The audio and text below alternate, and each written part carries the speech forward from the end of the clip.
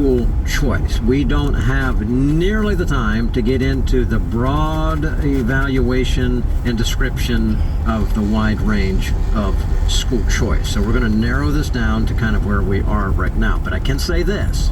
For well over a generation, since what I'm going to term the rise of what we would term now the brick and mortar Christian schools, although, again, Ray's given a history. Christian education goes way back, obviously, right? But the movement that we would term Christian school, brick and mortar, coming out of our churches and so forth, generally in the late 60s, 70s, and so forth in that area. Same time, homeschooling began to grow as well. And as Ray was saying in the program, he started to homeschool with his wife, his children, early in the process. So did my wife and I. We were one of a few at that point, and it was a hard thing to do. Now it's really become a movement. But government, all from that time, began to try in many ways to stifle the growth of any alternative to government schools, public schools, mostly seeing it as competition in the classroom, competition for funding, a lot of ways. And it was just an entity that they could not control. I can say that because I was in the legislature for 20 years and I had to fight this battle. But the fight legislatively to recognize parental rights in education was a major battle in the 80s and the 90s. And again, as I mentioned, I was a part of that here in Pennsylvania. It was a big issue across the country. And during that time, the concept of school choice arose, where many people began to float the concept of somehow accessing, granting government money and give it out to schools or to parents to ostensibly help parents educate their children. And here in Pennsylvania, I was here for a fight where our then governor at one point, Tom Ridge, led the fight here in Pennsylvania. Many states were under the same kind of thing, but led for school choice and specifically a mechanism called vouchers.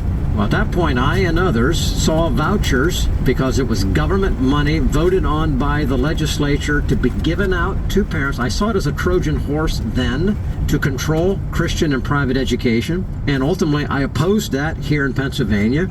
And we worked instead and were able to pass a comprehensive tax credit approach to education, provide financial assistance to parents in Christian schools. Here in Pennsylvania, it's called the Educational Improvement Tax Credit, and allows for businesses to direct taxes that they were going to pay to the state to an entity that would provide funding for students of need in Christian education.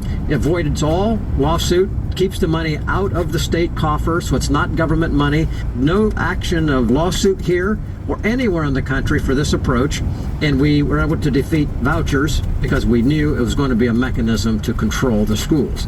Now there is, because of the exodus of so many people from the public education system, as you heard Ray talk about, the issue of school choice in the form of vouchers is coming back up again. So the question there, is it really now vouchers as school choice in the interest of parents, or perhaps a trap being set by government to control Christian education? Okay, Ray, I set it up as best I could. Share us a little bit about the current and the increasing push for vouchers to help parents choose alternatives to government schools. Who's doing it? What's involved in it? Yes, it's a real threat, and it's an odd thing because it's being pushed by a lot of conservatives and Republicans, which is generally where we would normally find our political alliances.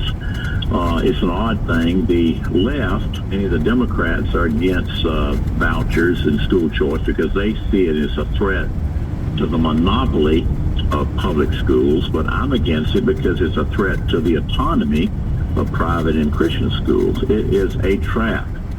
And I mentioned earlier in my talk about the early beginnings of public schools in the 1840s, how Horace Mann tricked the Protestant clergy then to think they could use state-controlled public education to coerce Catholic children.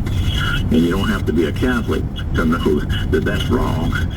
It's wrong to coerce anybody's children using the government to do it. But this is another trap, another trick play, and it's coming from our friends.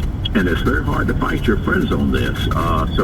But we've got to avoid the voucher, and I'd urge your audience